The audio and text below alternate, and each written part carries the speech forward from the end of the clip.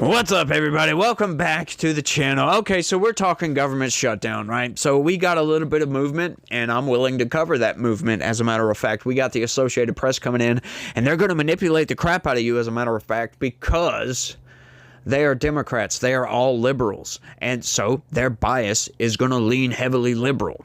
And they're trying to make you believe that the whole government shutdown is the fault of the Republicans, even though that they know that the public sentiment right now is against Republicans. So what sense would it make for Republicans to go against public sentiment, right?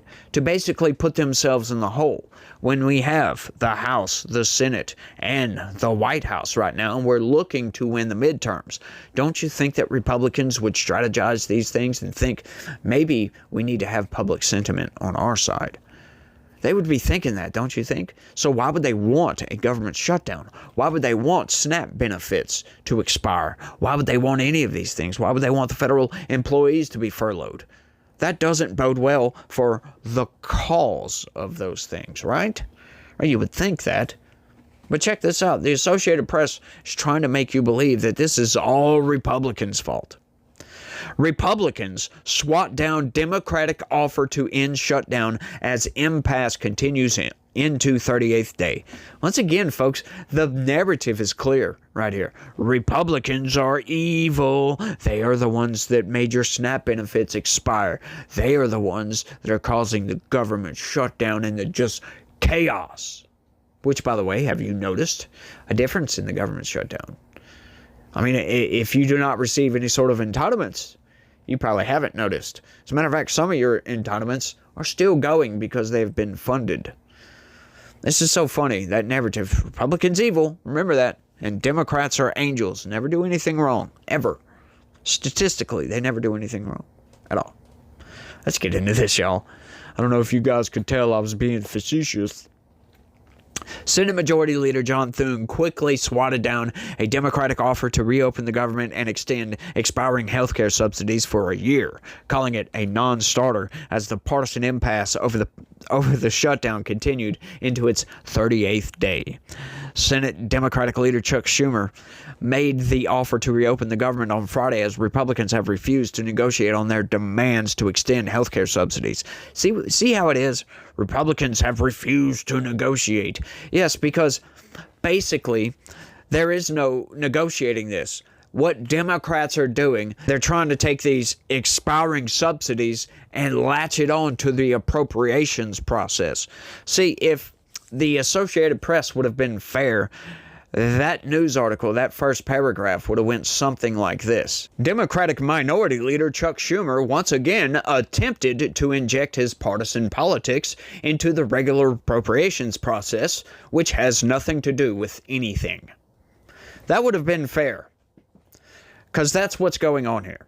Essentially, that is what is happening. They are trying to inject their partisan nonsense into the appropriations process, and they're holding the government hostage as they do so. It's all a grift, folks. Once again, and they are good. They know this. They are very good at turning public sentiment against the Republicans. All they got to do is start screaming, because they scream the loudest. They absolutely do, because they know that Republicans are just milquetoast over here, and they're like, oh, no, Democrats, Democrats' fault. And nobody wants to hear a whiny little bitch.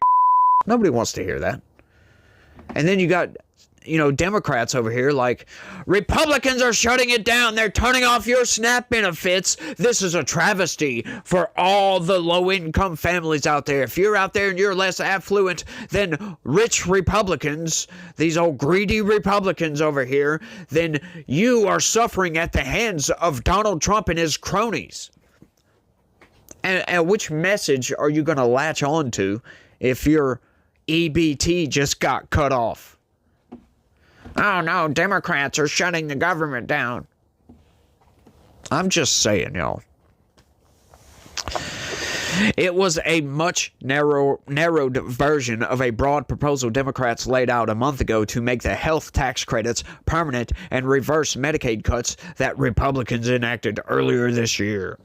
Schumer offered Republicans simultaneously votes to end the government shutdown and extend the expiring health care subsidies, along with a bipartisan committee to address Republican demands for changes to the Affordable Care Act. What do you mean Republican demands? Those are Democrat demands, right? Criminal aliens are not supposed to be receiving any sort of entitlements from the federal government. And we know for a fact that the states have taken that federal money and just transferred that right down and gave criminal aliens emergency health care. They've paid for their emergency health care services, if you will. And we know that they're not supposed to do that. And that's the hang up here. It's not a Republican demand. It's the law. It's insane, y'all, what's going on with this. The manipulation is off the scales.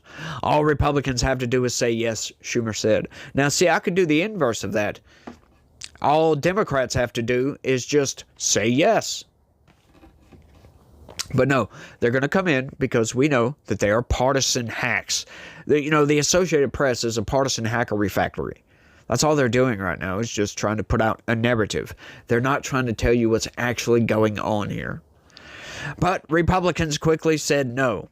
And Thune reiterated that they would not trade offers on health care until the government is reopened. That's what we're going to negotiate once the government opens up, Thune said after Schumer made his proposal on the floor. And I don't see why there's a problem with that. That's the negotiation, right? That's the big debate coming up, or at least it should be. Because once again, this is basically like you taking your car to a mechanic, right? And you telling them that, hey, look, something broke on my car.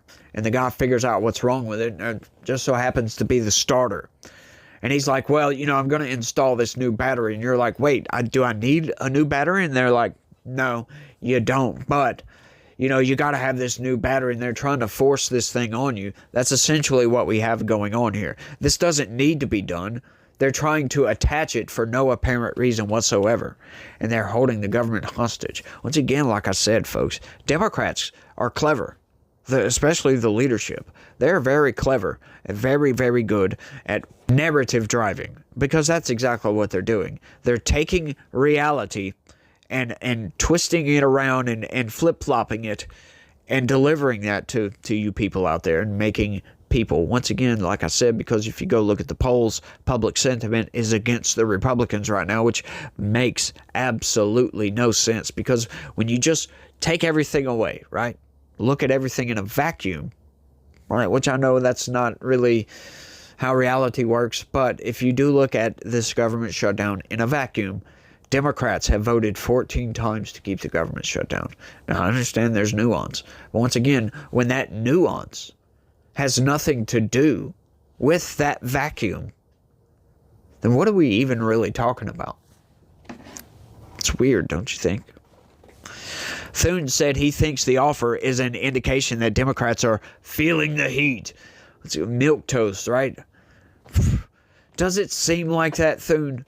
Does it seem like that? See, this is why I'm kind of aggravated with Republicans right now, because they know, they can look at the situation. They can see the temperature in the country right now, at least politically, and understand what's going on, right? They can see what Democrats are trying to do.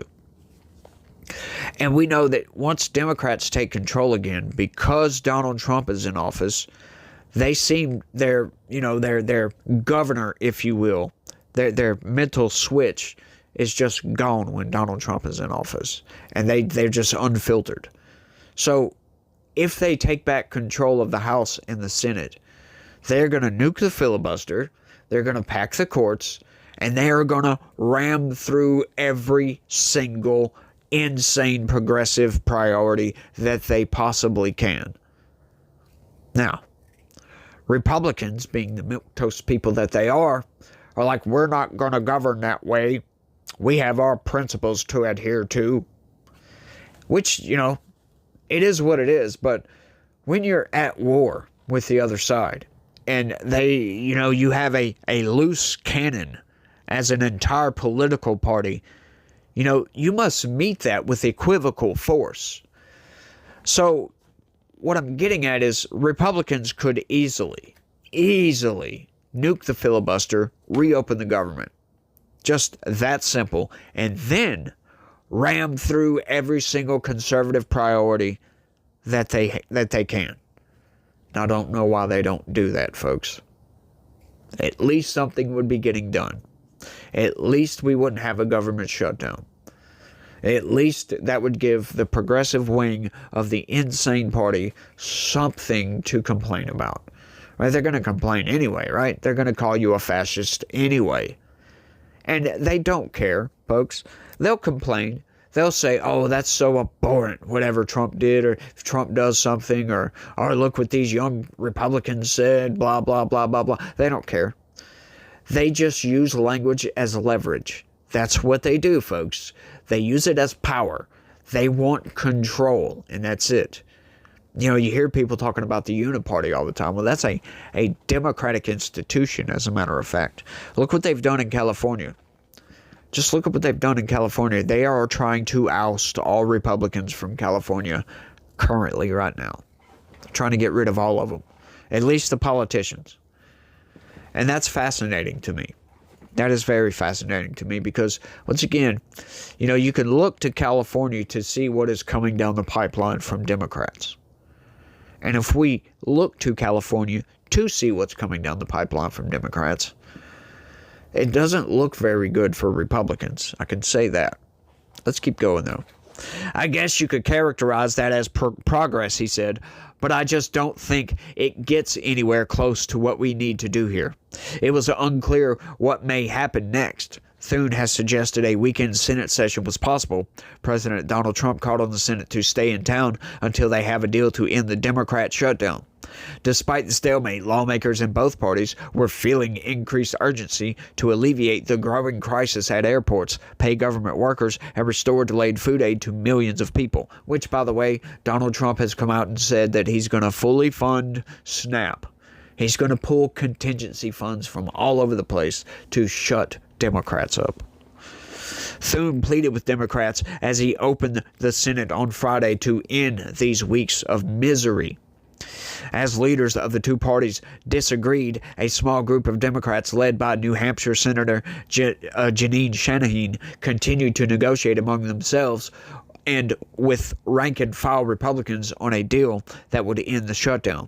The group has been discussing for weeks a vote for a group of bills that would pay for parts of the government, food aid, veterans programs, and the legislative branch, among other things, and extend funding for everything else until December or January. The three annual spending bills that would likely be included are the product of bipartisan negotiations that have continued through the shutdown. But the contours of that agreement would only come with the promise of a future health care vote, rather than a guarantee that Affordable Care Act subsidies are extended by the end of the year. Many Democrats have said that it's unacceptable.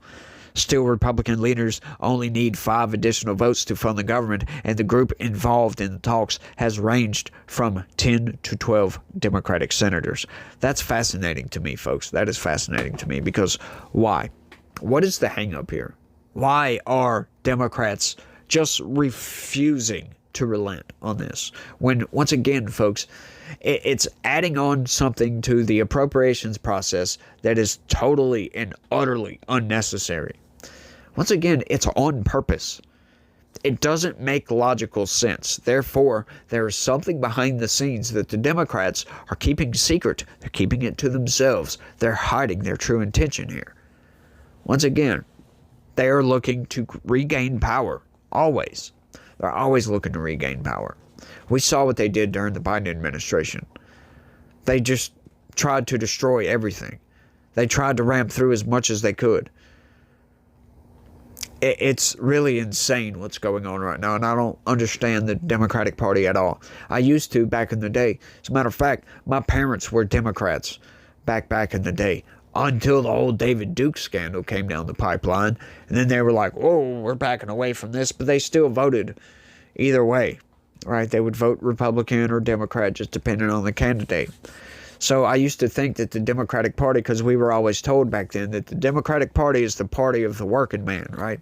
And we were never well off. We were, middle class or whatever. Not hurting for anything, that's for sure, but, one or two disasters away from disaster, if you will. One or two couple $1,000 mistakes or emergencies away from disaster. But we were doing okay. And I always thought the Democratic Party was the party of the working people.